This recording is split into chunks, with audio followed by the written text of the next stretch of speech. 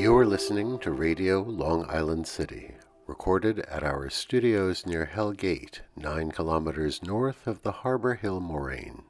And now, the Observatory. The Observatory, Thursday the 26th of March, 2026. It is 6 days after the spring equinox.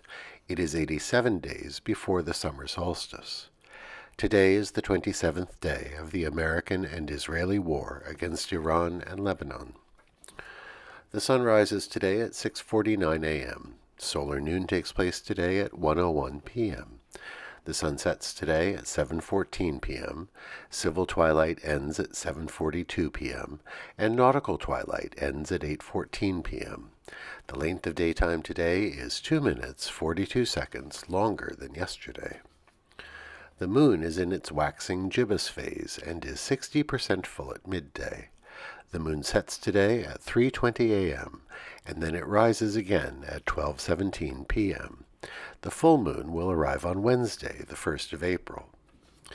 These are the predicted tides today for Horns Hook. In the early morning, high tide, 4:59 a.m., 1 meter 40. Near midday, low tide, 11:31 a.m., 6 centimeters. In the evening, high tide, 5:48 p.m., 1 meter 19. Near midnight, low tide, 11:41 p.m., 18 centimeters. In our shared realm of plants and animals, we received this tip from one of our listeners. On 30th Drive, between 29th and 30th Streets, there is an ornamental cherry tree that is just beginning to burst into bloom. Each year, it's the first cherry to put out flowers. By contrast, that lovely row of cherries in front of Aliada restaurant on Broadway is still just beginning to show signs of life.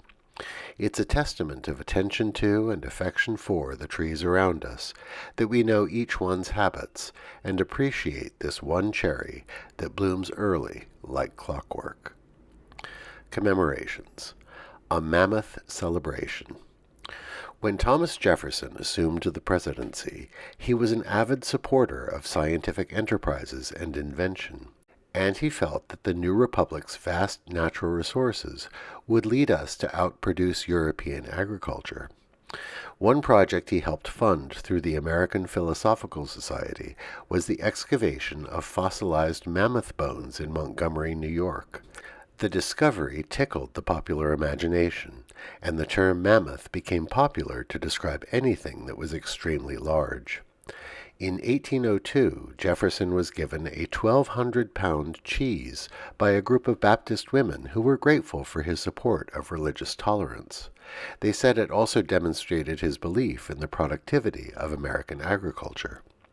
His political rivals, the Federalists, dubbed it the Mammoth Cheese, but they misjudged popular opinion, which loved the idea of anything mammoth. Now, on this day in 1804, a public party was held at the U.S. Senate, and a huge loaf of bread was prepared. It was likewise dubbed the Mammoth Loaf. Jefferson cut the first slice with his pocket knife, and slices were served with what remained of the great cheese. A good time was had by all.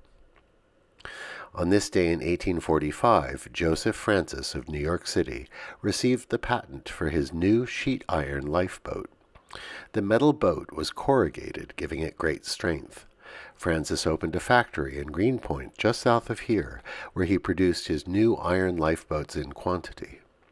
His first boat was used in a dramatic rescue of passengers from the ship Ayrshire, which ran aground off New Jersey in a storm in January 1850. Only one soul was lost. The rest were conveyed to safety. That boat is preserved today at the Smithsonian's National Museum of Natural History. On this day in 1953, Dr. Jonas Salk announced on national radio that he had successfully tested a polio vaccine. Just the previous year, 3,000 people had died from the disease, which hit children particularly hard. Thank goodness we have been spared of that terrible scourge by Salk's vaccine. Today we wish a happy birthday to Diana Ross, born this day in 1944 in Detroit, Michigan. Beginning her career with the Supremes, she made her mark on Motown with songs like Stop in the Name of Love. Since she went solo, she's had period-defining hits like Upside Down and Do You Know Where You're Going To. She's one of the few artists to actually have 2 stars on the Hollywood Walk of Fame. She once said this, "It takes a long time to get to be a diva. I mean, you gotta work at it." Happy birthday, Diana Ross. Finally, today is National Science Appreciation Day. It marks Salk's polio vaccine announcement, but more importantly, it celebrates the importance of science and its insights in our lives. Happy National Science Appreciation Day to all. And that is the Observatory, Thursday the 26th of March, 2026.